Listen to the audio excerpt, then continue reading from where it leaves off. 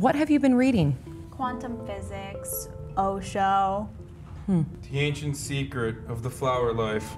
An ancient text. Things that can't be predated. What are some of the themes that reoccur in your work? The PCH being one of them. The melancholiness of the ocean. The melancholiness of everything else. And the feeling of being like, this is a fragment of a holographic reality that a higher consciousness made. What are you searching for in those pieced together moments? We're just trying to make music that we think is cool. We don't think a lot of the music out there is that cool. So we make our own music. We don't have any song that we like to listen to on the PCH by any other artist, you know? Yeah, that's what I do with novels. There's no novels that I like to read, so I write my own novels and then I read them again, and it's the best thing. Willow's been writing her own novels since she's 6. But do your collaborative relationships inspire you in different directions? Totally. Me and Jaden just figured out that our voices sound like chocolate together. As good as chocolate tastes. It sounds that good. What are the things worth having? Something worth having is like Final Cut Pro or Logic. A canvas, paint, a microphone. So is the hardest education the unlearning of things? Yes, basically, but the crazy thing is it doesn't have to be like that. No. No. Here's the deal.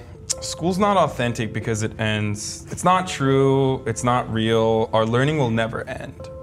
The school that we go to every single morning, we will continue to go to. Forever, till the day that we're in our bed.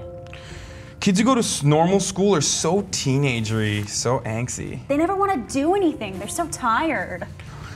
You never learn anything in school. Think about how many car accidents happen every day. Driver's ed, what's up? I still haven't been to driver's ed because if everybody I know has been in an accident, I can't see how driver's ed is really helping them out. I went to school for 1 year. It was the best experience, but the worst experience. The best experience because I was like, oh wow, I know why kids are so depressed. But it was the worst experience because I was depressed. So, what's next? I have a goal to be just the most craziest person of all time. And when I say craziest, I mean like, I want to do like Olympic level things. I want to be the most durable person on the planet. I think by the time we're 30 or 20, we're gonna be climbing as many mountains as we can possibly climb.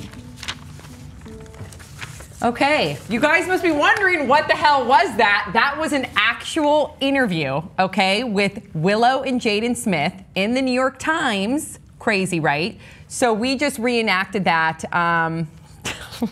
Thoughts, 5 words or less. What if they're right? SMH, back and forth. I whip Voltaire back and forth. What did I just do? That was the weirdest thing ever. And I was gonna say, what did I just read? But now that we just reenacted it, it just seemed that much more unique and different. And what did you guys think when you first read, because we read it as an interview. So what did you guys think when you first read it as an interview? And let's just go around the horn. I loved it. I loved it a lot. It's very entertaining. But I do have to wonder, what if they're actually onto something? What if they know more than everybody? What if, okay, are they solipsists? Do you guys know about solipsism, the belief that nothing is real? I question that belief a lot. What was the part in there when he talked about time? He was like, time is not time, but within time. Time wouldn't exist. Like what was Right, well there is like a segment in there that we didn't read, but about how babies breathe with their stomachs and how we learn to breathe, and that's actually correct. And there are like some things in it that are Well, that's accurate. like human nature and survival and evolution, but yeah, I mean, it's, okay, so what were your thoughts when you read the interview? I had another what question, but it was more of kind of like, what are they on? And then for me, I mean, it makes a lot of sense. Like he had, you know, saying like the melancholy of the ocean and the melancholy of everything, like that song he did with Justin Bieber and Her Whip My Hair. You can really feel those emotions. Correct. I think this is awesome. Like, it's so cool because this is exactly, it's like porn in a different way. You get to see like celebrity children, and you know how they talk about how they're f***ed up all the time? Like celebrity children are so f***ed up. And these guys, like, it's so real. Like they have a completely different upbringing. And I immediately did research on like what they were doing, like what Will Smith has done to these children.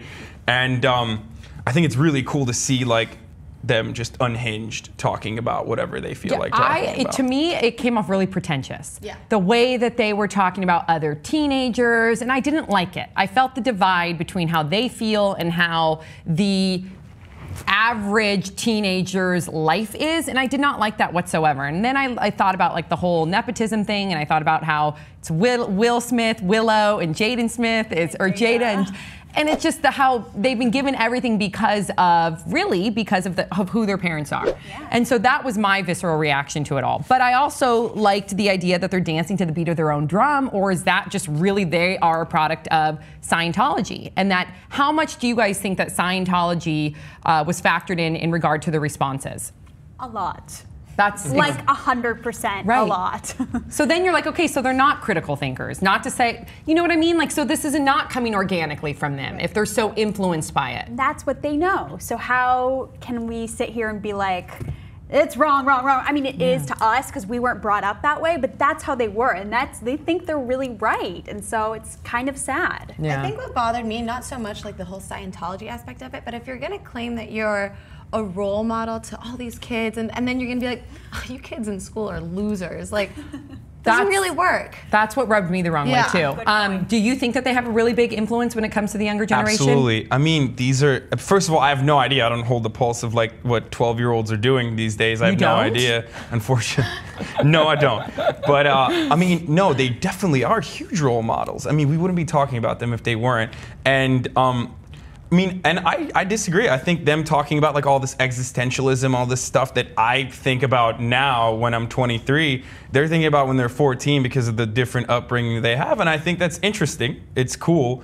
But I mean, I don't know if it's really influenced by Scientology. I think it's just more about their different upbringing more so than Scientology. All right, so what do you guys think? Please share your thoughts in the comment section below. Don't forget to subscribe, and also make sure that you like us on Facebook at Pop Trigger and follow us on Twitter, also at Pop Trigger. We'll see you guys all next time.